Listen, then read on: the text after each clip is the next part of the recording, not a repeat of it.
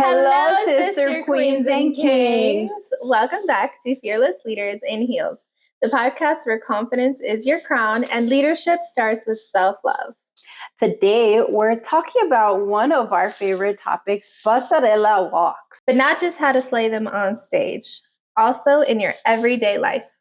We're diving into how everything from swimsuit walks, evening gown, to traditional costumes actually helps you in real life. So whether you're prepping for a pageant or just want to carry yourself with more confidence, this one's for you. Let's start with swim or fitness pasarela. This one's all about energy. It's strong, fast, fun. So first, what was your experience with swim? I was absolutely horrified with swim, to be honest. I was not very confident and really shy walking in a swimsuit. So it was definitely a new experience, but it was definitely really rewarding because I feel like walking on stage in a swimsuit just makes you feel so powerful. For me, when it comes to swim, the fitness part of it, it brings me a lot of confidence. I love being able to mold my body in a way that it really represents me. I really like bodybuilding, so that's one of the things that I'm really excited about to do. When I'm prepping for a pageant, I really see where my body is now, and then I try to improve it as much as I can. It's also really important, like the nutrition part of it, and also making sure that it's a body that I'm happy with, also not competing in a pageant. Yeah. Because to me, health is really important. I always think about this is the body I want every day. And it's a healthy body as well. So you're building healthy habits on top of being fit and working on yourself and all of that. Yes, exactly. Because I have worked with a lot of nutritionists from my doctor, and then also different coaching that creates the plans for me. And then most of the time, the nutrition plans they create, it's healthy stuff. So you take care of your body. Yeah, exactly. Yes. So then I'm able to carry it. I have been learning a lot when it comes to my health. What's a tip that you would say going into swim? I would say for me, it's really paying attention in the different like a sarong, like if they give you a sarong or if accessories? Accessories to make sure you really practice with them. In the pageant I did, they gave me a button to put in my hip. Okay. Yeah, I hadn't practiced with the button. So when I was trying to undo the sarong, it got tied on the button. Oh no. So in front of the judges, it got stuck. So one of my tips would be to practice. Because sometimes you might not even know what they're giving you. Sometimes it might be the fluffy things that go down. Butterfly wings. I remember we had these really big butterfly wings that just kind of connected to our wrists. And so we had literally 30 seconds to practice before the stage, and we had to work with these giant wings. Yeah. So yeah, it's definitely something that it's hard to prepare for.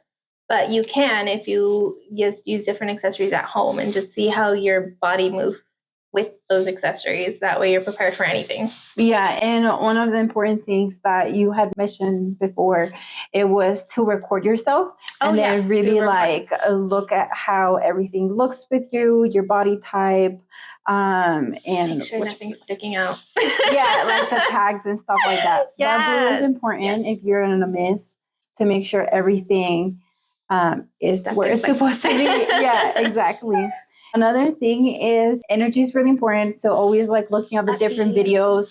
If you don't understand the energy, smiling, a really important thing, and make sure you maintain it. Because sometimes I feel even I struggle with that it goes back to a normal face, but it's more upbeat, energetic, smiling the whole time. You don't lose the energy, the power. Honestly, if you can walk confidently in swimsuit under the stage lights, you can do anything in jeans and a t-shirt. What do you think of that? So true. That is such a powerful statement because once you go on stage in a swimsuit, owning it, and it just gives you that level of confidence. It's on another world. And then jeans and a t-shirt is nothing. You're like, okay, I can do this in swim. I can do this in anything. Yeah.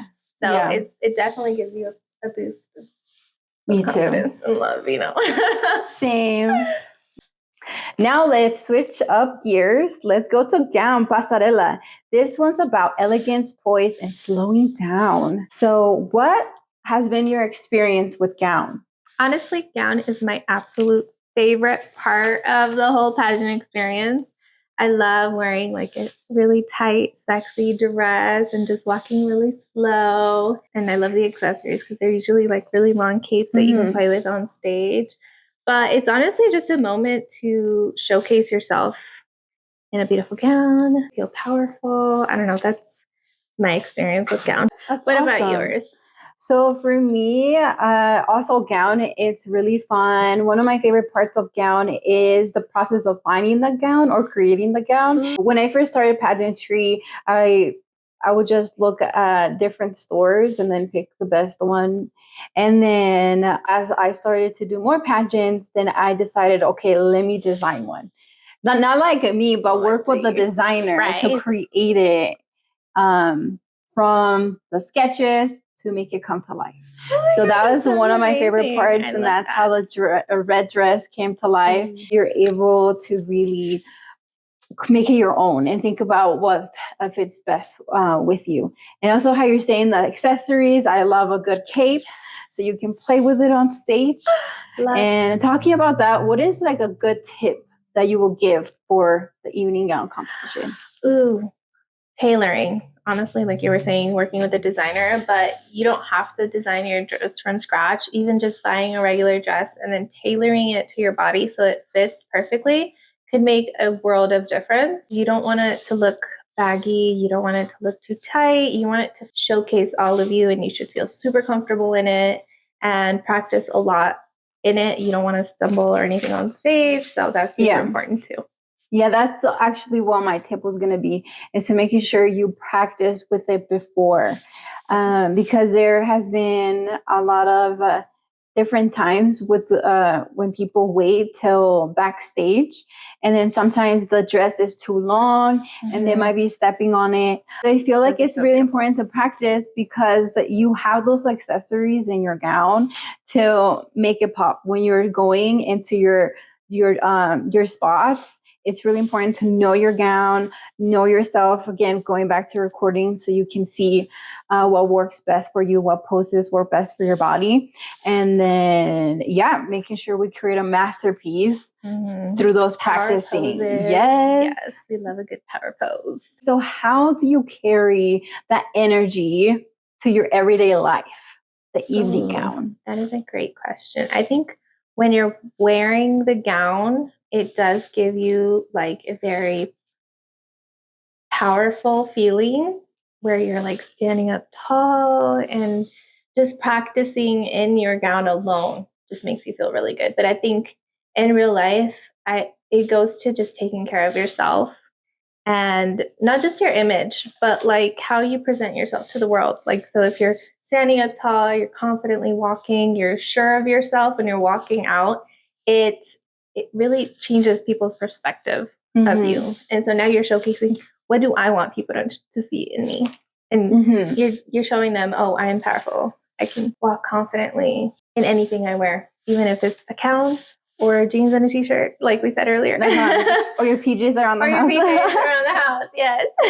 Yeah, so I really like that you mentioned about like up straight, because to me that's one of the things that has helped me just in general. All pasarela practice is working on posture, because posture is really important in just general health. Because when we like start crunching like this, and mostly not with phones, like we just be like go into this like position, and it's not good for our spine. So it's actually not good for your neck either, because when you're going like this, it strains the back of your neck and it creates like these knots, and it could give you a lot of tension, and then you have to go to the chiropractor. I had to do that, so that's how I know. But posture is super important just in everyday life, and making sure your body is healthy, it's moving right. It's, you want to keep it for the long run. You're also saying like confidence you have, because I feel that when you put yourself in a really stressful situation, that is being on stage with really tall heels, oh my God, and a really like beaded dress, long dress and everything, and you're doing these turns and you're walking and you're putting yourself in that much stress, then when you walk to a job interview it's and like more comfortable, it's nothing. yeah, because you already have like the posture down, you already know how to walk in with energy and everything. So you know how to talk in front of 1,000 people. Yeah, you're like, one person is nothing. Come on. Yeah, exactly. So those are some of the things that have helped me as a teacher, because I get to be more comfortable in my work environment as it's easier, and then also keeping in mind, okay, my posture kind of thing. That is super important. Yeah. So in the end, the gown is the frame, but you are the masterpiece. Wear it, but don't let it wear you. Exactly. And that's it for the evening gown section. And now we're gonna go to traditional. Now let's talk about one of the most fun pasarela categories, traditional costume or fun fashion. This one is all about creativity and connecting to your roots. Whether you're making your own outfit or adding pieces that represent your heritage, it's such a beautiful way to express who you are. It's a reminder that joy and self-expression aren't just for the stage. They're what make life vibrant, meaningful, and unique to you. Now, Iris, what has been your experience with traditional costume? First, let's talk about your outfit. Oh, no. Yes. Did you make it? Did you order it? Like, tell me the process. So it's kind of both. And I'm missing my wings, but I'll insert like a little video of the wings. This I got it from Amazon, and the skirt I had already from a designer, and I kind of just put it all together. And I took my inspiration from the Nevada State Bluebird. It represents hope and faith that things will get better. The Navajo actually took it as a symbol of coming peace, which to me was just beautiful because we want peace. We want, everything to be okay, and we want everyone to live their life peacefully. That's so beautiful. Yeah. I love it. That's my costume. Let's talk about yours. Yours is stunning. Thank you. I love it. So I'm a Catina. That's based on Dia de los Muertos. As part of my heritage as a Mexican woman, I just saw past Miss Universe had something similar to this. And I was like, whoa, I need to have that. So then that's when I reached out to the designer. It already was created, the mold of this. And there is like a few parts that I wanted to change because the original one had the eye right here. Like the evil eye? Yes, it had that one. Okay. And then I didn't know how I felt about a bunch of eyes. For me. Stunning. But that was one of the changes we made. It was the eyes. It was a pleasure working with the designer. It was really easy to work with her. And she's a designer in Mexico. So it was also like really nice. Got it from Mexico. Yeah. Oh. Mm-hmm. So then this is like all authentic, like Mexican fabric. Yes. Mm-hmm. So for mine and my competition, it was for traditional. I love the colors. They look beautiful. I love pink and purples. So when I saw it, I was like, I have to get it. And with my experience with traditional, I would say one of the things that I was struggling a lot is to think, how can I add more? Or should I keep it more minimal? Mm-hmm. Because I knew usually for the traditional, it's more extra. Flamboyant. Yeah. Extra. Yeah, so it was like really hard for me to think like, should I just keep it to this or should I add more? Should I add like a cane or should I add like an ofrenda or should I add like wings or should I add like something more? But I felt like it was really colorful. Yeah. So that's why I just went with this and then I didn't add anything else. So I was happy with how it went. But I know at the end of the day, like, the judges will look at the ones that are more massive. Yeah, yes. But I was still really happy. Who have like gigantic, massive costumes where it's like really elaborate artwork. Because honestly, at the end of the day, you look like a walking artwork. Like, yeah, you look like a masterpiece in this dress. Thank you so much. I mean, you always do, but Oh, just in this dress, you look fantastic. It reminds me a little bit of Frida Kahlo. Like, just it's giving me that vibe of Frida Kahlo, which I absolutely love. So one of the things that I would really say that I have learned through this is the problem solving of figuring all these things out that I can take with me every day. But let's talk about your experience. My experience with traditional or fun fashion, because some pageants have fun fashion. That's true. Yeah, so it just depends on which pageant system you are, but they'll give you like all the outlines of like what needs to happen. But I've only done traditional costume. So for me, it's always been about relating it back to where I'm coming from, or I think one time I was representing Nevada. So I made this red dress with like grinolina, the big poofy thing that you put under skirts to make them look poofier.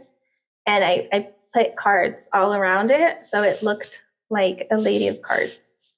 Oh, I remember seeing that one. Yeah, so that was the first costume like I made that was like myself. Like I feel like it introduced me into that whole creative process of making something out of nothing, or like adding different pieces to make something, special. Yeah. And then after that, I made the wings for this past pageant that I did. And honestly, that was so much fun. It took me like a month to cut each wing out.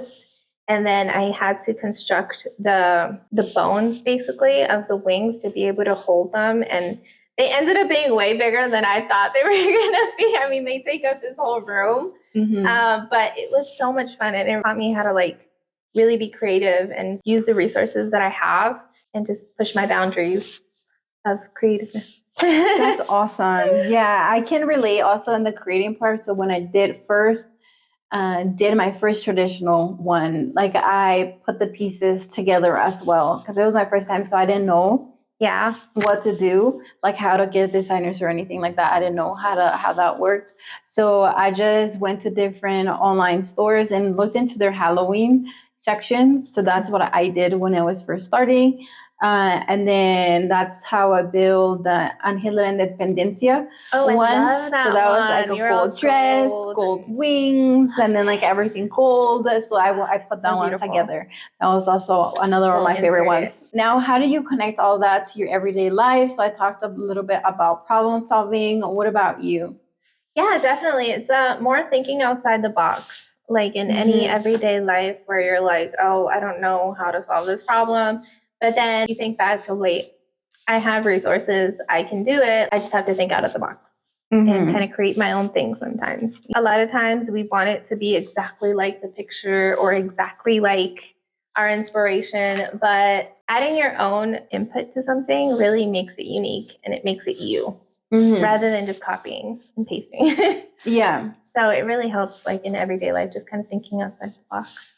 For me, also another thing, it was really connecting back to my culture, my heritage, learning more about those things. So like learning about the Angelo of Independencia, what it represents, and the different pieces, what they all mean, and also the Catrina, Dia de los Muertos, learning more about it. Because we have to create the little bios, like really. Yeah, we have to write a bio that kind of links what our costume means to us and to what it's representing. Yeah, so that's also one of the things that I really liked doing a pageant that it's about our culture because we get to learn more about it and really putting it into these kind of pieces that we really are passionate about.